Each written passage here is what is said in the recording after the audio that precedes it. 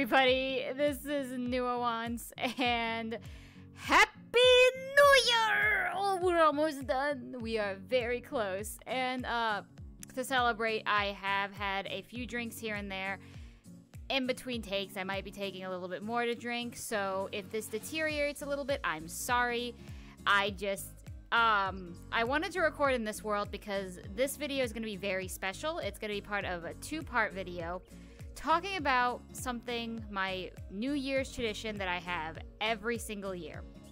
And this is a map that I started working on by myself, and it was a passion project that I haven't been continuing with, and so it is my world. I know everything that's in it, but I've been on edge lately, and like, just, there's a hallway over there. If you know what this map is from, great. It's going to be talked about in the next video.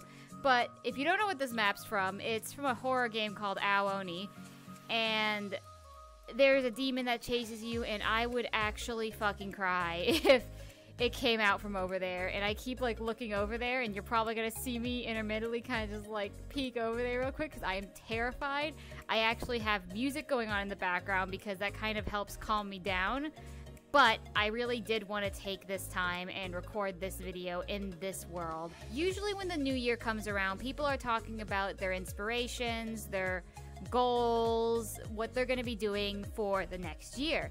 And I don't really do New Year resolutions, mostly because they're goals I already have in mind. So when people are like, what's your resolution? I'm like, you know, get a better job that I like, etc., etc. And it's stuff that I'm already planning on doing, but it's carrying on from this year to next year, unfortunately. Or, you know, doing better, doing more YouTube, getting more involved with my community, which is something I have been doing and I will be continuing to do in 2021. That's why instead of having a New Year's resolution, I do a New Year's tradition. So every year I go back to my roots. And this video is going to be talking about more of the information about this whole tradition that I do.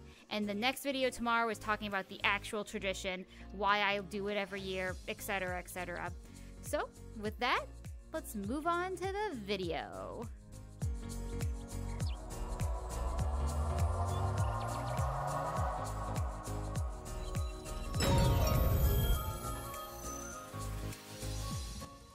I am going to take us back in time to 2010. I was still in high school, I didn't have many friends, I barely spoke to anybody, and the only anime that I watched was Naruto and Kakacho Hitman Reborn. Didn't really know what to look for, didn't know what would interest me.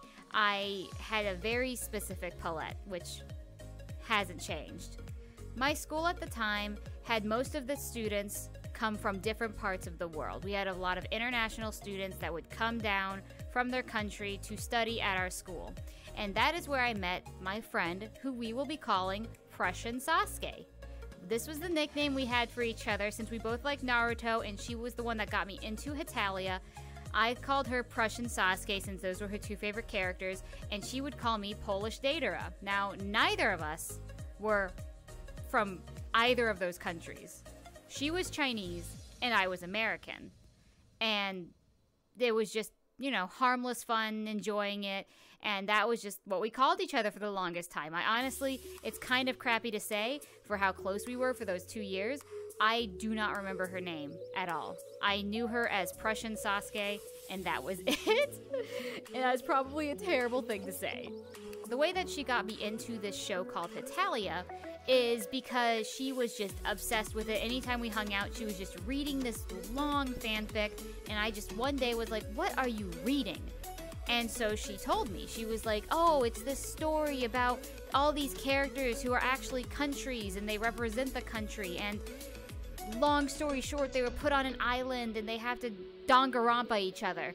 And I'm like, okay. And she would just go on for hours about this fanfic and all the details that came into it, how long it was, and it was like one of the most popular things in Hetalia.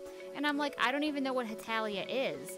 So she wanted to watch it with me, and I don't remember if I actually ended up watching it with her or by myself, but through that, she introduced me to a show called HetaOni.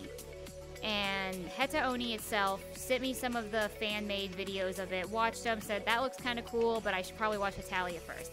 Started watching Hetalia, fell in love with that, and it was just a downward spiral from there. Now, if you don't know what Hetalia is, I'm going to give a quick explanation. The long and short is each character is the human personification of a nation.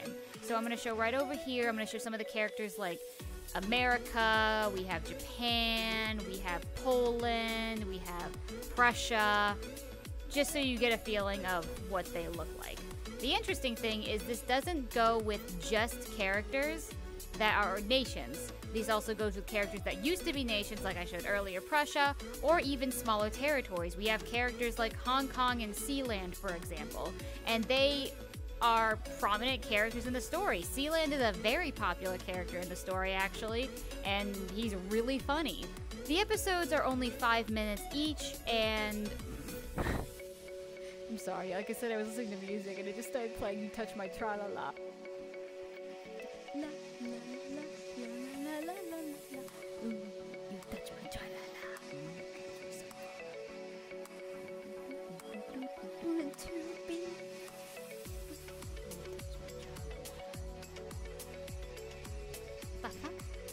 The 5-minute episodes show different interactions between the nations, either because of history-related topics, political, or even cultural. And they take more of a comedy spin on things instead of a more serious one. The main story is based during World War II. They do jump in between different time zones, but the overall, it was called Hetalia Axis Powers. Each country is more represented by their stereotypes rather than actual culturally based things. They do have times where they mention their culture and talk about it a little bit, but it's always more of a comedy related thing, at least in the beginning, rather than a darker theme or more serious tone. I'm going to have a link down below that you can click on if you want to watch the first episode. As I said, it's only 5 minutes long, and the first 2 minutes introduces pretty much all of the main cast that you need to know for this particular story.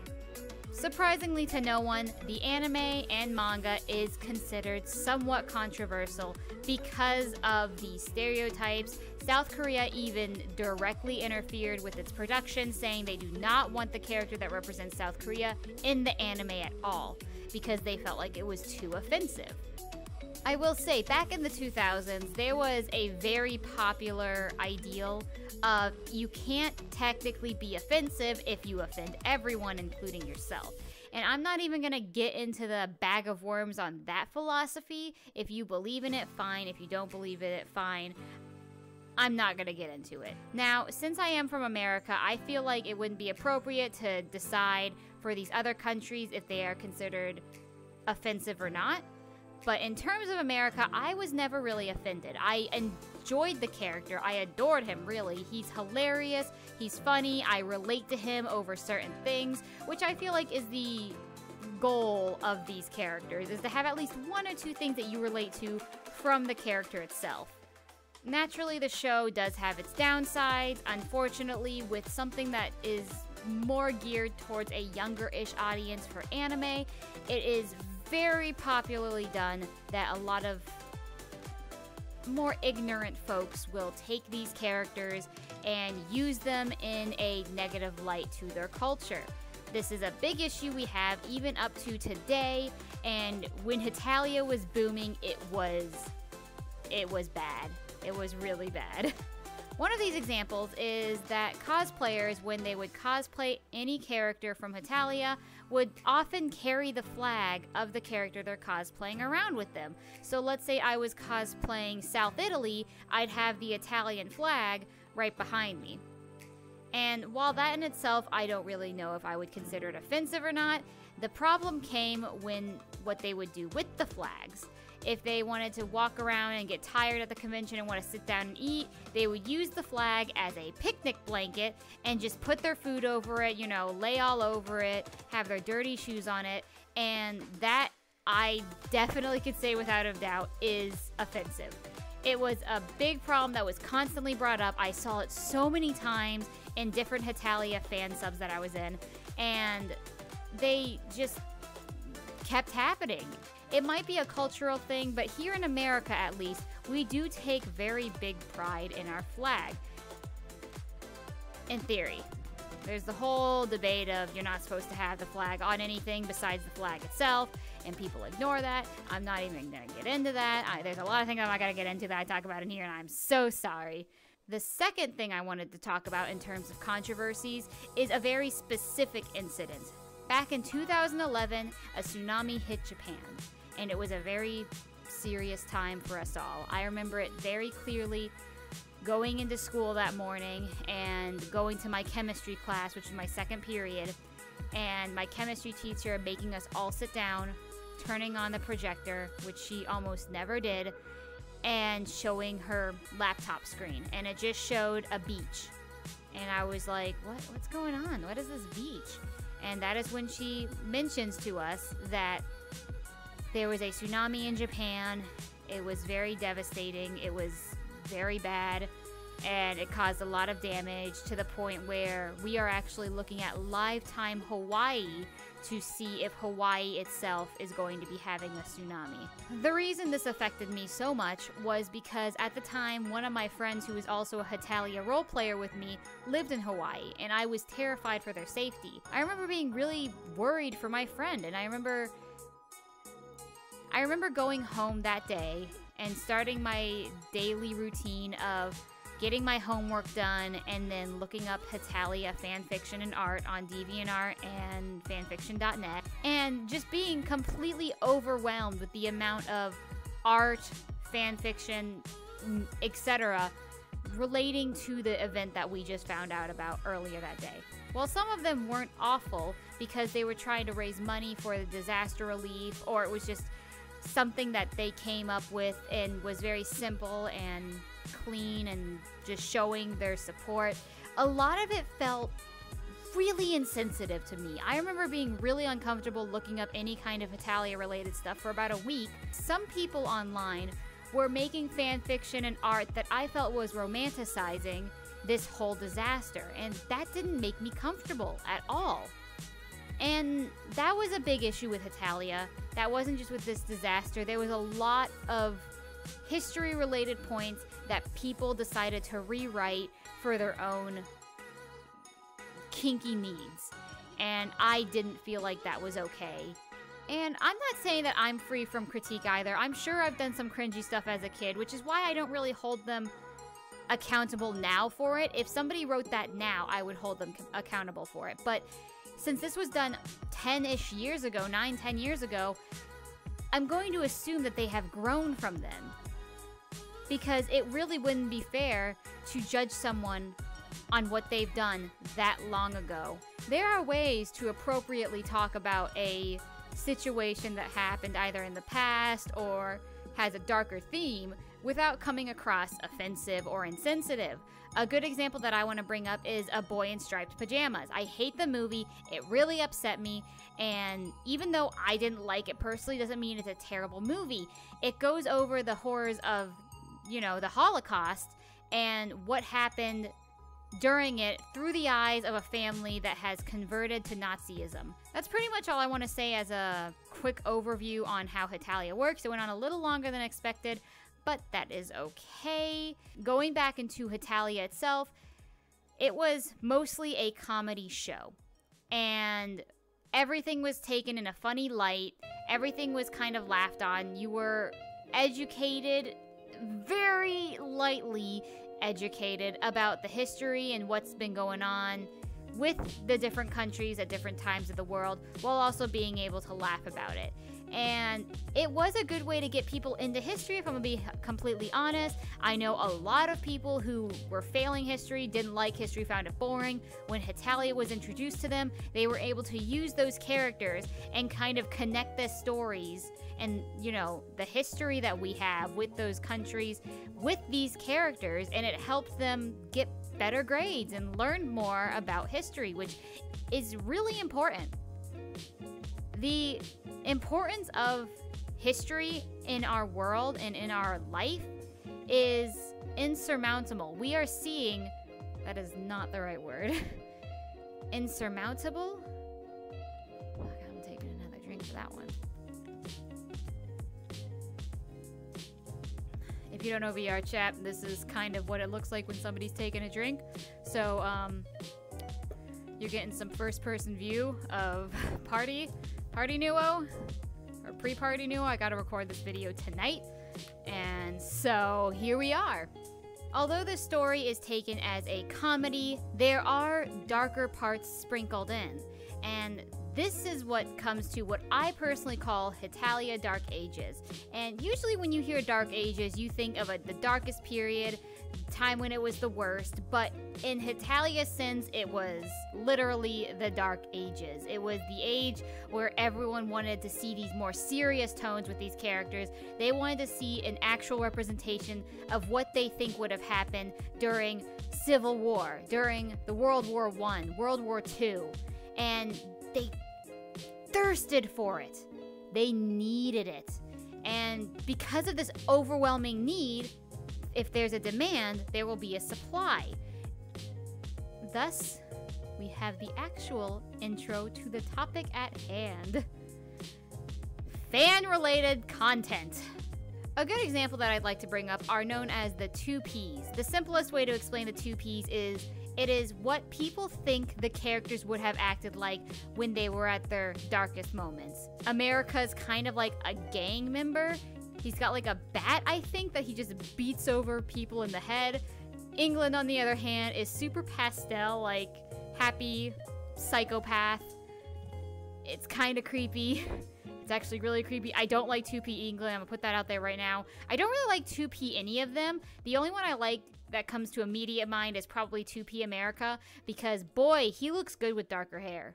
Like, that's a good color scheme for America. I really like that color scheme even more than the original. Another popular outlet that people had were known as AUs. These were alternate universes where the characters either were human or other means of mythological creatures or whatever. They weren't in their original world, which was the important thing. They were now mortal. They didn't have to worry about, well, they weren't always mortal, but they didn't have to worry about being a country and representing an entire country. So the whole implication of, well, this couldn't happen because X and Y country don't actually like each other was gone. There was a way to now take these characters and pull them out of the political side and put them more into the more interesting character development side and see how they would react when they are together.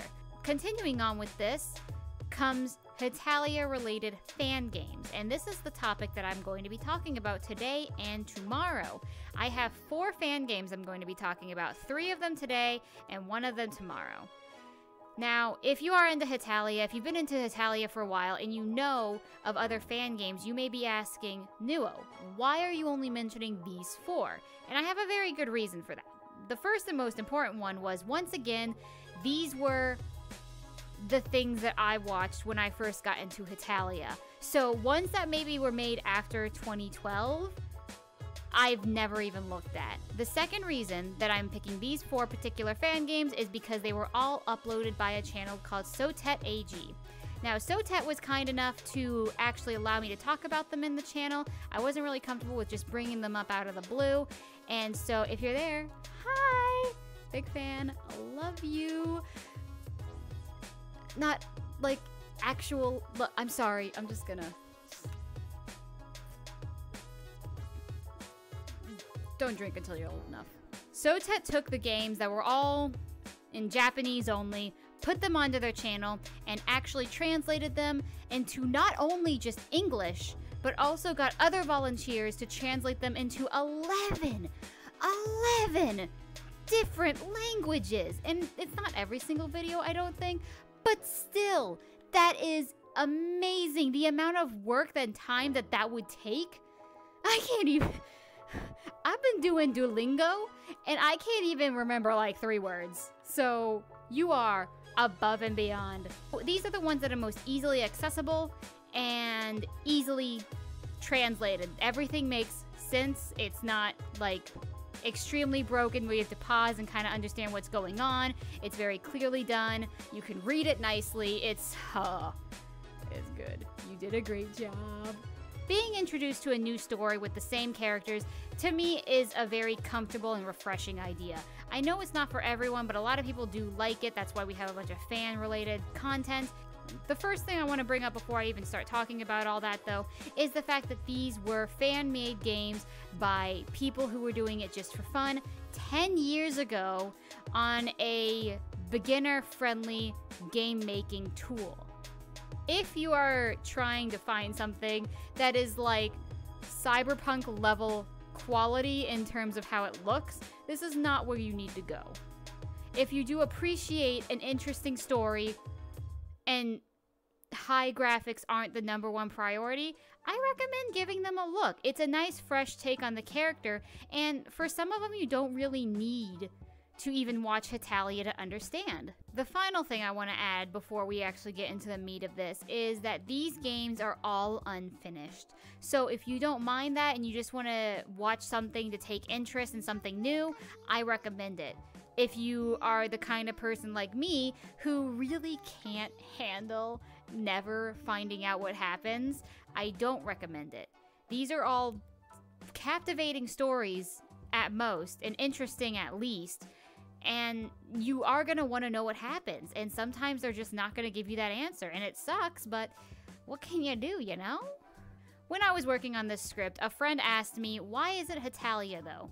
There's a lot of different fandoms that I'm a part of that didn't go to this length to make fan-made games for the series. Why did Hetalia become the one that had a lot of fan-made games? There are obviously other, you know, shows. Undertale, for example, is a great one, where they made fan games related to the original source. And the reason I believe that is because, once again, these characters are so 3D yet 2D. And what I mean by that is, if you watch that first episode, the first 2 minutes, you can see immediately, you can get the personalities of these characters without actually taking time to get to know the characters. And that's a very 2D way to look at it, but people can also build off of that still.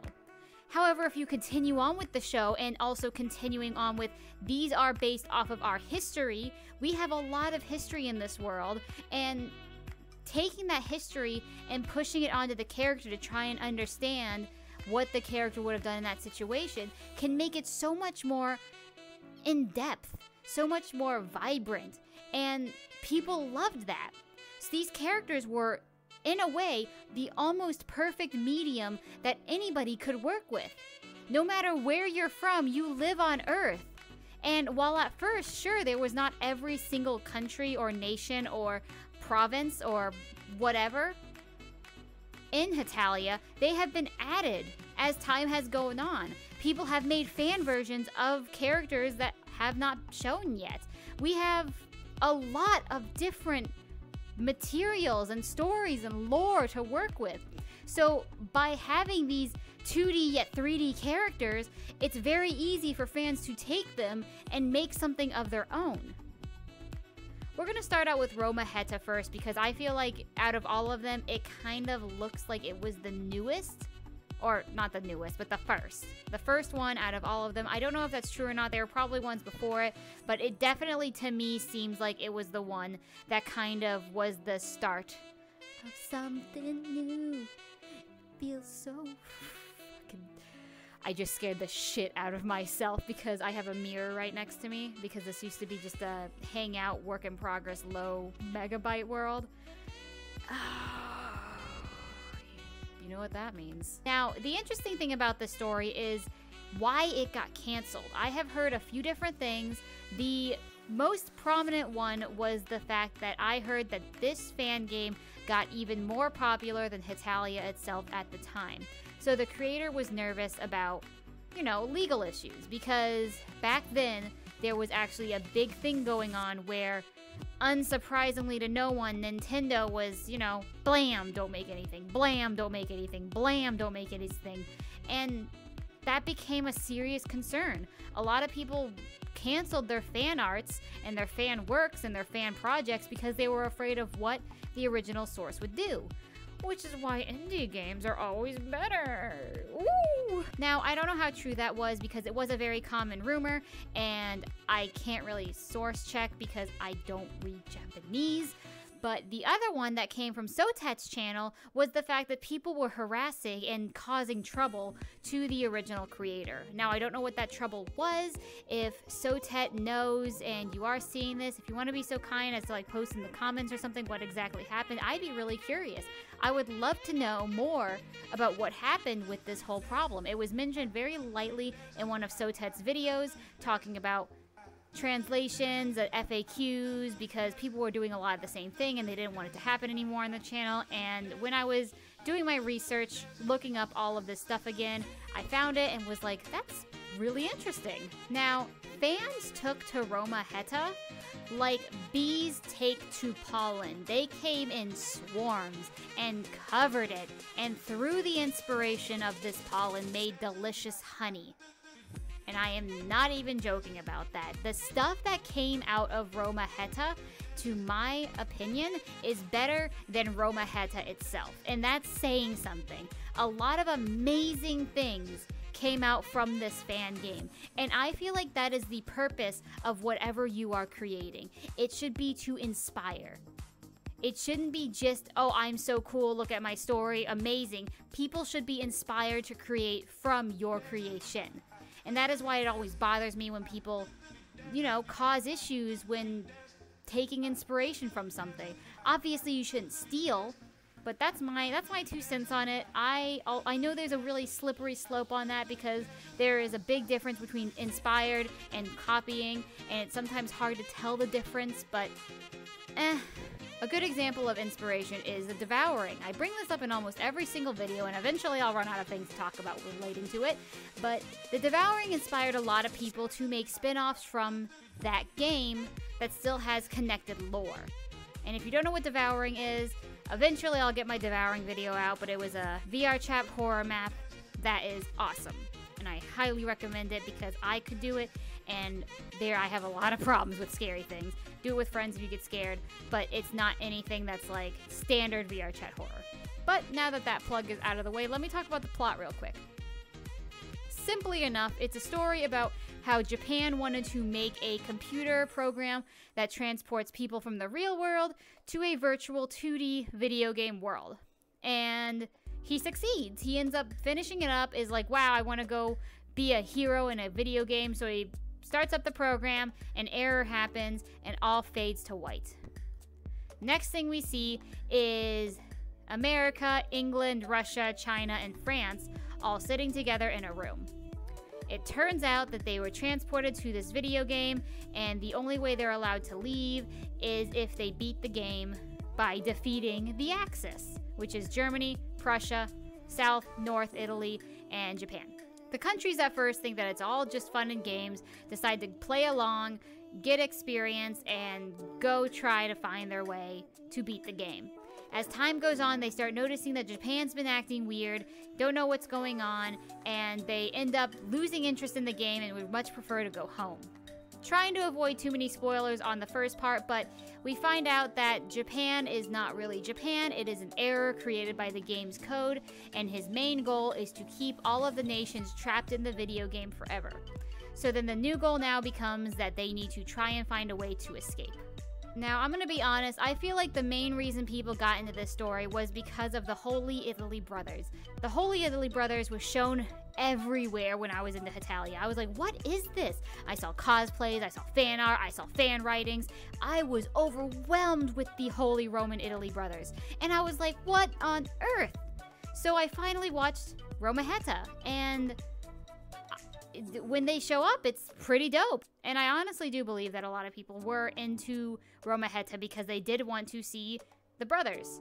And by the time you get there, you're already invested. You might as well see how it ends because it is entertaining. It was a fun little thing. I enjoyed it. Another thing I really enjoyed about the series was I liked the music. All of the songs were from different medias, obviously, but they also matched each other in terms of like the overall theme. So it wasn't like all of a sudden you just had a completely different style of song that didn't feel appropriate. The one song that didn't really match was Hatsune Miku's music, but there's a reason for that, and I give it 100% of a pass. If I had to critique it about a few things, it would be, first and foremost, the music changed way too quickly and way too subtly, as well as the flow of the plot was way too quick. There are only 12 episodes to this entire series, and a lot of information is dumped into those 12 episodes. Now, by the end of it, by episode like 9 onwards, it has slowed down considerably and made a much more natural pace, but up until then, it was just back to back to back to back to back plot point. There was no time to really take and do something with the plot. And there are also hints that the game's pacing was going to slow down and change and become more refined. There were hints of things that were going to be explored later. The biggest one being the fact that as the game goes on, Japan has been pointed out more than once, spending all-nighters, using caffeine, using potions, jumping in and out of the game. People have constantly mentioned, is that healthy for you? And he just kind of brushes it off immediately and just continues doing it. By episode 11 or 12, he has mentioned that as soon as he enters the world, he is feeling ill, he's feeling different, he doesn't feel okay. And right before he does enter, Estonia is on him saying, you need to take a break. He had just spent like a 3-day all-nighter trying to make sure that everything was going smoothly for a previous conflict, and now he's immediately jumping into the world again without proper rest. I feel like this was going to lead up to a very serious outcome of either Japan being put into a coma or perhaps even becoming integrated in the game and unable to leave. Another issue that I have with the game that I should have brought up earlier when I said that these games were unfinished is the same issue I have with every single fan game. And it simply puts that these games are unfinished with no kind of information on how they were supposed to end. While I understand when there is burnout or a lack of passion for a project, I feel like it is only fair to your consumers and your fans that you should give them something that they can see so they can actually have an idea what the end was going to be like. There is obvious exceptions, and I feel like, for example, Heta Oni, which I will talk about tomorrow, had a good reason to not continue talking about the show. But for other ones, I once again don't know exactly what happened with RomaHeta, and I would love to know. But if it was just because they were tired of the project, they didn't like how people were acting, there were a lot of people who did love the project, and it would have been nice to have at least maybe a quick excerpt summarizing what was planned. The next one we're going to be talking about is HetaHazard. Now, HetaHazard's story is all of the world powers come for a World Summit meeting in an old building in America. The building collapses, they fall down to the bottom floor in some kind of weird laboratory, and it turns out there's some mysterious virus that they didn't know about that has pretty much created zombies. I really enjoyed it. I really enjoyed HetaHazard. I will admit, between all of the games, HetaHazard was the last one. I kept putting it off because I saw that it was bloody, I saw that it was zombies, and I don't like zombies. I just assumed it was going to be a lot more, like, depressing than the rest. And while it kind of is in its own way, it also has an amazing adrenaline rush.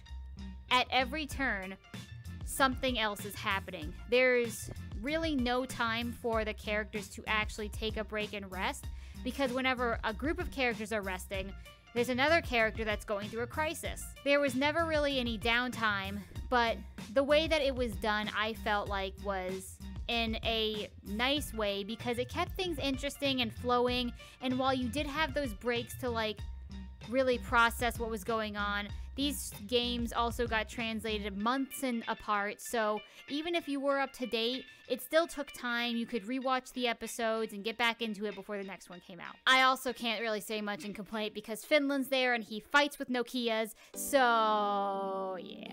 Also, Hong Kong is there, and I absolutely adored him when I was younger. He was one of my favorite characters, and so when I saw that he was in HetaHazard, I was like, why haven't I watched this yet?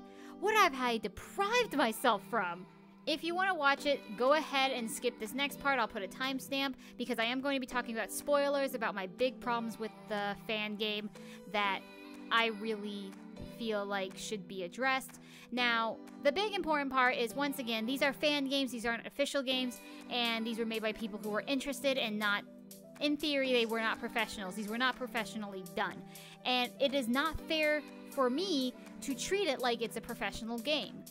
So, while I do have complaints with every single one besides the last one, which will be tomorrow, these are more personal opinions rather than actual criticisms. In the terms of HetaHazard, I do have one criticism that I really didn't like. And this is the fact of America's boss is the villain. Now, that's not really the big criticism I have. I actually really liked the idea of America's boss being the villain because there's this whole subplot of every time America met one of his new bosses, a new president, they'd be like, even though we're working for a short time, I am looking forward to working with you. While this president specifically said, I expect to work with you for a very long time. And that made America feel loved because it felt like somebody was really ready to make a commitment. But to us viewers, it came across as, I think he's probably saying like he's gonna take over or something. As I said, the problem that I had with America's boss being the villain wasn't because he was the president of the United States. I didn't really care about that. I thought it was actually kind of cool. The issue I have is how it was dealt in terms of America himself. America has always been a little bit gullible, that we know, but I also know he isn't negligent. And he's been around for a very long time. And while the show does bring up that these characters do have their moments of stupidity, they are also not completely naive. And the whole plan is America teams up with Hong Kong and Russia to make a ragtag team to prank the others for a long weekend. To have some kind of weird, like, zombie fic of their own. And that, to me, it felt very forced in terms of the plot. And it just took me out of the plot in a little bit. Because I wasn't a fan of having these three characters know all this time that this actually is become a real situation. People are in actual danger and they just never mentioned it. It takes until near the end of the unfinished series to even bring it up. There's just a few plot holes in the story that I just wasn't a big fan of. I get it, they're nations, so they're in theory immortal, but going as far as to start an actual zombie apocalypse, I don't know if America's that dumb. Though, I want to bring up the good with the bad.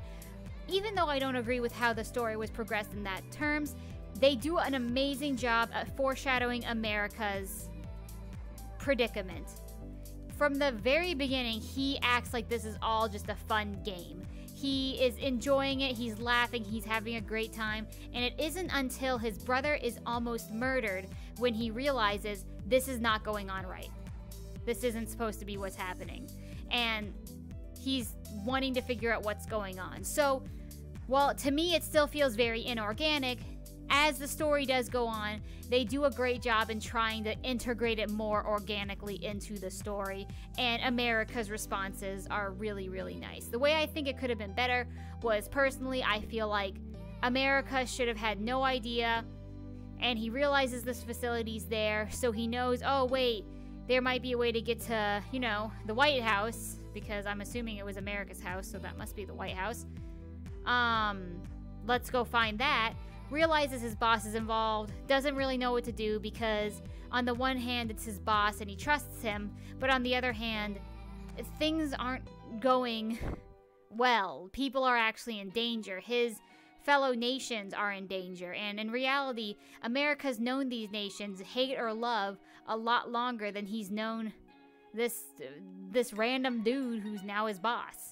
Another plus side is the fact that this game goes from character to character. So as I said earlier, there will be characters that are having breaks, and you see them having their break and you interact during their breaks, but in the middle of some of these breaks, it'll jump over to another character who's in the middle of going through a crisis. The final game I'm going to be talking about is HetaQuest. Now, HetaQuest is a story mixed with Hetalia and Dragon Quest. And I've never played Dragon Quest. I have no idea if this is anything like Dragon Quest, but it does have that RPG fantasy type theming. The story about HetaQuest is America and Italy are at a library looking at books, trying to read the room, I think is what it was. And they open a book that has the Infinity Stones on the front, and they get transported to a parallel universe. They both end up on different continents. Italy meets his dead self from the other world, and America meets his dead self. Both of them were murdered by the same woman, and both of them have important political ties somewhere into this story. Both ghosts ask America and Italy to take their place to make sure whatever has been going on goes smoothly, so there's no war or no trouble or no broken hearts, and both agree. They're like, okay, let's do it. And they find out that there's been some evil baddie going after the Infinity Stones, and it turns out the Infinity Stones have their own little users, as they call them, people who can control the power of the weird stone things. The biggest strength that HetaQuest has that really hit my soul was that almost every single character, if not every single character, has a conflict. And this is something that is very difficult for storytellers to do sometimes, and you don't really realize it. You have characters and each one has a life of their own. This is what I'm talking about when I'm talking about 2D and 3D characters. Is a 2D character, you know the basis of their story, you know their lives, you understand them, but you don't really know them. In HetaQuest, they really do their best to try and give these characters a three-dimensional look in their lives. A good example, without getting too far into spoiler territory, is the fact that Feliciano, which is the ghost that Italy is with, knows that his job was to be a mediator, and now that he's been assassinated, it's going to risk the chance of starting a war or whatever. On top of that, as the story goes on, Feliciano realizes that Italy's meeting more and more people under his name. Italy's been making new friends, and they see him as Feliciano. And Feliciano starts getting that feeling of, maybe I'm not existing anymore. His whole thing is, I have died, and nobody has mourned me. Nobody knows. And so he starts questioning if he really should be letting this random guy that looks just like him pretend to be him. Even if it would be for the greater good, it still wasn't for the greatest him. And the same goes for Alfred, which is the America ghost. He wanted to be a hero. He ends up running away from home to prove that he'll be a hero. And he moves into a town where he helps everyone. And his whole goal was, as he becomes a hero, he will go from town to town until everyone considers him one. He decides to come home for a birthday party for his nephew, I believe. And as he is returning home, he is assassinated, which was the big fear that his brother-in-law always had. The conflict really comes when you realize that when America goes back to that town, everyone starts giving him gifts and giving him a hero's welcome and a hero's leave. And Alfred realizes that he's messed up. People legitimately thought and believed in him that he would make a difference in the world, and he has failed them. And it breaks his heart. And that's just the main characters. Like, 2 of them. Every other character you meet has some kind of conflict that you learn about as time goes on. And they are integrated so cleanly with each other. Because sometimes people will try to make conflicts for different characters, but the way that these conflicts interact with each other just is kind of forced together. But with HetaQuest, they really do a great job in making these conflicts work. If I had to complain about anything, it would be the fact that the characters don't really fit the characters of the original source. But at the same time, these are characters from an alternate universe, so that can kind of just be explained away. And that's pretty much it. Those are the 3 fan games that took Hetalia by storm back in the 2011 era. And I hope you liked listening to them. I hope they've interested you and you might want to give them a chance. Once again, Sotet AG, if you are here, I really do appreciate all you have done.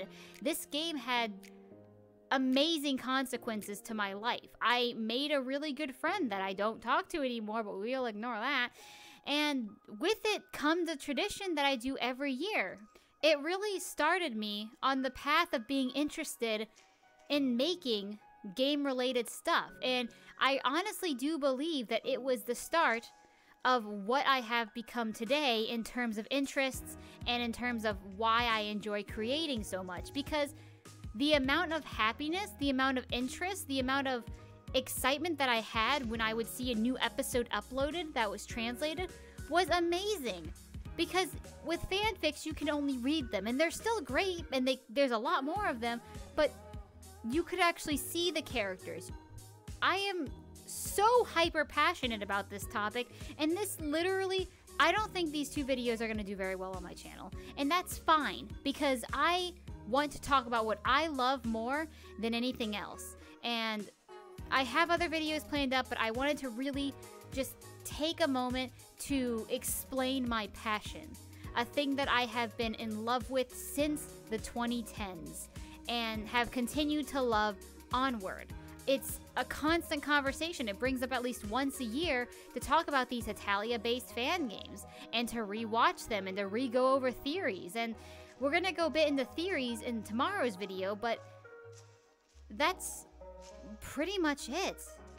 I hope you enjoyed this video, and honestly, the question for y'all today is, were you ever into Hetalia? Are you interested in watching Hetalia? Did you ever think it was offensive in any way? And how do you feel about these fan games? Leave a comment down below, I'd love to hear it. And finally, tomorrow, look forward to what I believe is the closest thing to perfection that I've ever seen. As always, drink your water, eat your broccoli, and have a good day. Happy New Year, everybody!